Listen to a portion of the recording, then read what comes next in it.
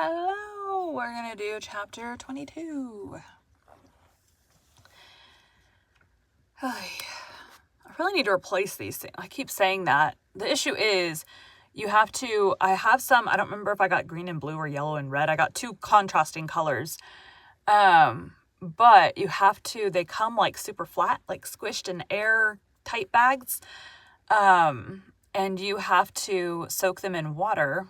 So I have to take my bathtubs and fill them up with water and soak these suckers in the water and then wring them out as best I can, like leave them for a little while so they can inflate as much as possible. And then I have to like wring them out. And then I saw one narrator, when I did these, I laid them all on the floor in my office and just waited for them to dry, which took about 2 days. But I saw another narrator, took them and he threw them in his dryer on like the tumble only setting or low. I think he said he used low heat to get them dry that way, which also probably helped inflate them. I just need to do it. I just haven't because I need to do it over a weekend. I just haven't done it. I need to. Today we'll be continuing Rilla of Ingleside by Lucy Maud Montgomery. Chapter 22. Little Dog Monday Knows.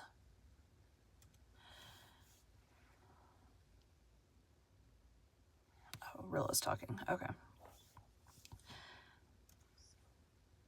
It is 2 years tonight since the dance at the light when Jack Elliott brought us news of the war. Do you remember, Miss Oliver? Cousin Sophia answered for Miss Oliver.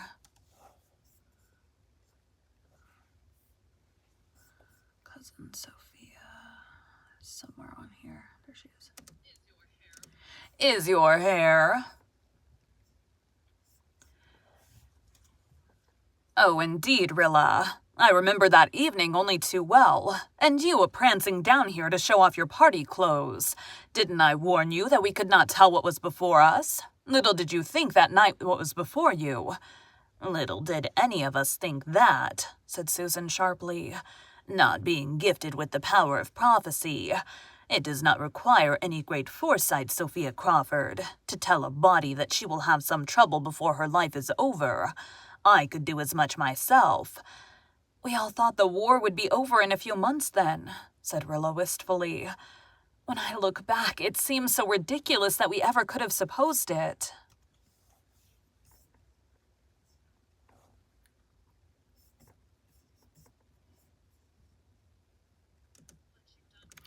But you've done. And now, 2 years later, it is no nearer the end than it was then, said Miss Oliver gloomily. Susan clicked her knitting needles briskly. Now, Miss Oliver, dear, you know that is not a reasonable remark. You know we are just 2 years nearer the end, whenever the end is appointed to be.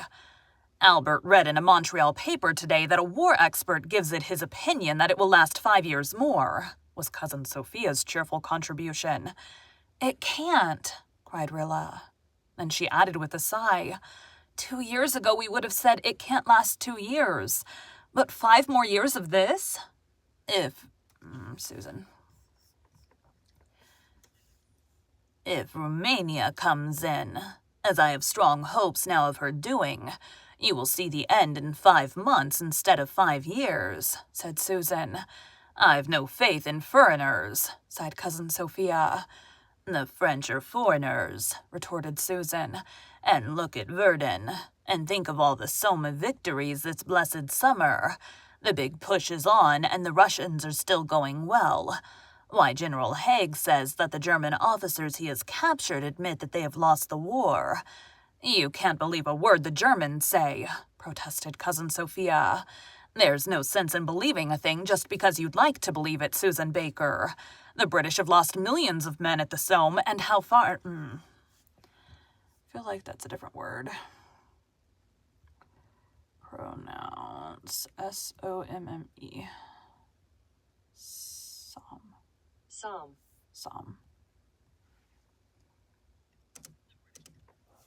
Somme. The British have lost millions of men at the Somme, and how far have they got? Look facts in the face, Susan Baker. Look facts in the face. They're wearing the Germans out. And so long as that happens, it does not matter whether it is done a few miles east or a few miles west. I am not, admitted Susan in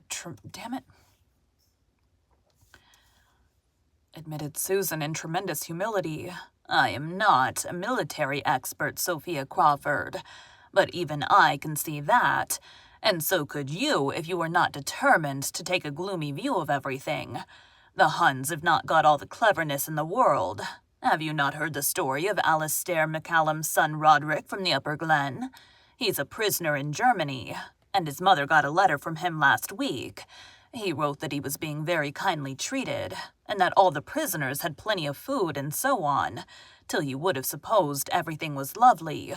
But when he signed his name, right in between Roderick and MacCallum, he wrote two Gaelic words that meant all lies, and the German censor did not understand Gaelic and thought it was all a part of Roddy's name, so he let it pass, never dreaming how he was diddled.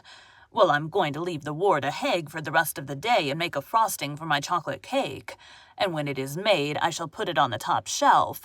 The last one I made I left on the lower shelf, and little Kitchener sneaked in and clawed all the icing off and ate it. We had company for tea that night, and when I went to get my cake, what a sight did I behold. Has that poor orphan's father never been heard from yet? Asked Cousin Sophia. Yes, I had a letter from him in July, said Rilla. He said that when he got word of his wife's death and of my taking the baby, Mr. Meredith wrote him, you know. He wrote right away. But as he never got any answer, he had begun to think his letter must have been lost. It took him 2 years to begin to think it, said Susan scornfully. Some people think very slow. Jim Anderson has not got a scratch for all he has been 2 years in the trenches. A fool for luck, as the old proverb says. He wrote very nicely about Jim's, and said he'd like to see him, said Rilla. So I wrote and told him all about the wee man and sent him snapshots. Jim's will be 2 years old next week, and he's a perfect duck. You didn't used to be so very...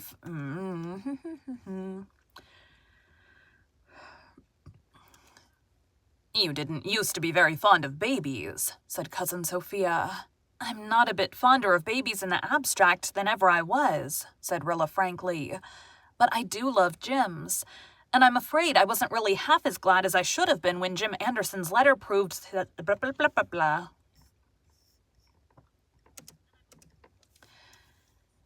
And I'm afraid I wasn't really half as glad as I should have been when Jim Anderson's letter proved that he was safe and sound. You wasn't hoping the man would be killed, cried Cousin Sophia in horrified accents. No, I just hoped he would go on forgetting about Jim's, Mrs. Crawford. And then your pa would have the expense of raising him, said Cousin Sophia reprovingly. You young creatures are terrible thoughtless. Jims himself ran in at this juncture, so rosy and curly and kissable that he extorted a qualified compliment even from Cousin Sophia. He's a real healthy-looking child now, though maybe his color is a mite too high, sorter consumptive-looking, as you might say. I never thought you'd raise him when I saw him the day after you brung him home. Slamming doors. I never thought you'd raise him when I saw him the day after you brung him home. I really did not think it was in you, and I told Albert's wife so when I got home. Albert's wife says she, there's more in Rilla Blythe than you'd think for, Aunt Sophia. Them was her very words. More in Rilla Blythe than you'd think for. Albert's wife always had a good opinion of you. Cousin Sophia sighed, as if to imply that Albert's wife stood alone in this against the world. But Cousin Sophia really did not mean that. She was quite fond of Rilla in her own melancholy way. But young creatures had to be kept down. If they were not kept down, society would be demoralized. Do you remember your walk home from the light 2 years ago tonight? Whispered Gertrude Oliver to Rilla teasingly. I should think I do, smiled Rilla. And then her smile grew dreamy and absent. She was remembering something else. That hour with Kenneth on the sandshore. Where would Ken be tonight? And Jem, and Jerry and Walter, and all the other boys who had danced and moonlighted on the old Four Winds Point that evening of mirth and laughter. their last joyous unclouded evening. In the filthy trenches of the Somme front, with the roar of the guns and the groans of stricken men for the music of Ned Burr's violin, and the flash of star shells for the silver sparkles on the old blue Gulf. 2 of them were sleeping under the Flanders poppies. Alec Burr from the Upper Glen, and Clark Manley of Lowbridge. Others were wounded in the hospitals. But so far nothing had touched the Manse and the Ingleside boys. They seemed to bear charmed lives. Yet the suspense never grew any easier to bear as the weeks and months of war went by. Rilla. It isn't as if it were some sort of fever to which you might conclude they were immune when they hadn't taken it for 2 years, sighed Rilla. The danger is just as great and just as real as it was the first day they went into the trenches. I know this, and it tortures me every day, and yet I can't help hoping that since they've come this far unhurt, they'll come through. Oh, Miss Oliver, what would it be like not to wake up in the morning feeling afraid of the news the day would bring? I can't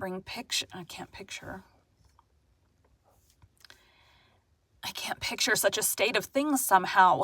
And 2 years ago this morning, I woke wondering what delightful gift the new day would give me. These are the 2 years I thought would be filled with fun. Would you exchange them now for 2 years filled with fun? No, said Rilla slowly. I wouldn't. It's strange, isn't it? They have been 2 terrible years, and yet I have a queer feeling of thankfulness for them, as if they had brought me something very precious with all their pain. I wouldn't want to go back and be the girl I was 2 years ago, not even if I could. Not that I think I've made any wonderful progress, but I'm not quite the selfish, frivolous little doll I was then. I suppose I had a soul then, Miss Oliver, but I didn't know it. I know it now, and that is worth a great deal, worth all the suffering of the past 2 years. And still, Rilla gave a little apologetic laugh, I don't want to suffer any more, not even for the sake of more soul growth. At the end of 2 more years, I might look back and be thankful for the development they had brought me to. But I don't want it now. We never do, said Miss Oliver. That is why we are not left to choose our own means and measure of development, I suppose. No matter how much we value what our lessons have brought us, we don't want to go on with the bitter schooling. Well, let us hope for the best, as Susan says. Things are really going well now, and if Romania lines up, the end may come with a suddenness that will surprise us all. Romania did come. And Susan remarked approvingly that its king and queen were the finest-looking royal couple she had seen pictures of. So the summer passed away. Early in September, word came that the Canadians had been shifted to the Somme front, and anxiety grew tenser and deeper. For the first time, Mrs. Blythe's spirit failed her a little. And as the days of suspense wore on, the doctor began to look gravely at her, and veto this or that special effort in Red Cross work. Oh, let me work, Gilbert, she entreated feverishly. While I'm working, I don't think so much. If I'm idle, I imagine everything. Rest is only torture for me. My 2 boys are on the frightful Somme front, and Shirley pores day and night over aviation literature and says nothing. But I see the purpose growing in his eyes. No, I cannot rest. Don't ask it of me, Gilbert. But the doctor was inexorable. I can't let you kill yourself, Anne girl, he said. When the boys come back, I want a mother here to welcome them. While you're getting transparent, it won't do. Ask Susan there if it will do. Oh, if Susan and you are both banded together against me, said Anne helplessly. One day the glorious news came that the Canadians had taken Courcelette and Martinpuich, with many prisoners and guns. Susan ran up the flag and said it was plain to be seen that Haig knew what soldiers to pick for a hard job. The others dared not feel. I have a text.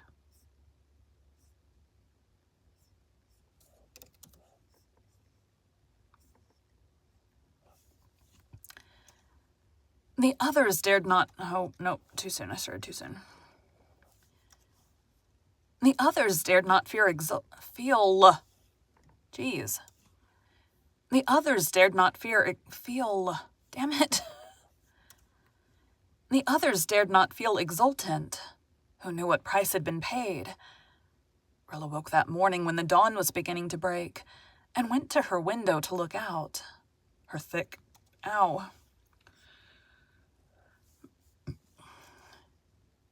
creamy eyelids heavy with sleep. Just at dawn, the world looks as it never looks at any other time. The air was cold with dew, and the orchard and grove and Rainbow Valley were full of mystery and wonder. Over the eastern hill were golden deeps and silvery pink shallows. There was no wind, and Rilla heard distinctly a dog howling in a melancholy way down in the direction of the station. Was it Dog Monday? And if it were, why was he howling like that? Rilla shivered. The sound had something boding and grievous in it. She remembered that Miss Oliver said once when they were coming home in the darkness and heard a dog howl, "When a dog cries like that, the angel of death is passing." Rilla listened with a curdling fear at her heart. It was Dog Monday. She felt sure of it. Whose dirge was he howling? To whose spirit was he sending that anguished greeting and farewell? Rilla went back to bed, but she could not sleep. All day she watched and waited in a dread of which she did not speak to anyone. She went down to see Dog Monday, and the station master said, "That dog of yours howled from midnight to sunrise something weird. I don't know what got into him. I once got up and went out and hollered at him. I got up once and went out and hollered at him, but he paid no attention to me. He was sitting all alone in the moonlight out there at the end of the platform, and every few minutes the poor lonely beggar'd lift his nose and howl as if his heart was breaking. He never did it afore. Always slept in his kennel real quiet and canny from train to train. But he sure had something on his mind last night." Dog Monday was lying in his kennel. He wagged his tail and licked Rilla's hand, but he would not touch the food she brought for him. "I'm afraid he's sick," she said anxiously. She hated to go away and leave him, but no bad news came that day, nor the next, nor the next. Rilla's fear lifted. Dog Monday howled no more and resumed his routine of train meeting and watching. When 5 days had passed, the Ingleside people began to feel that they might be cheerful again. Rilla dashed about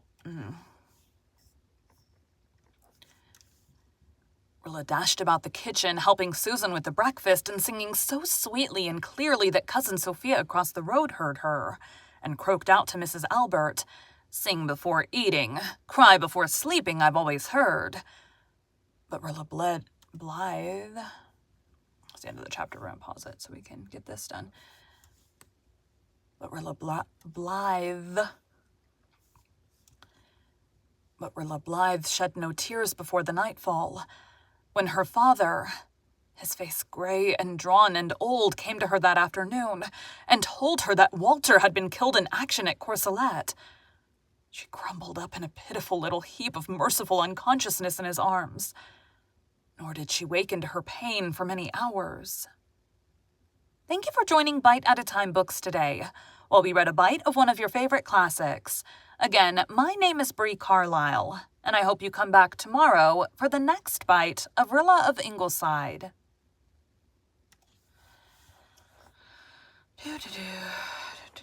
Save. Thanks, guys.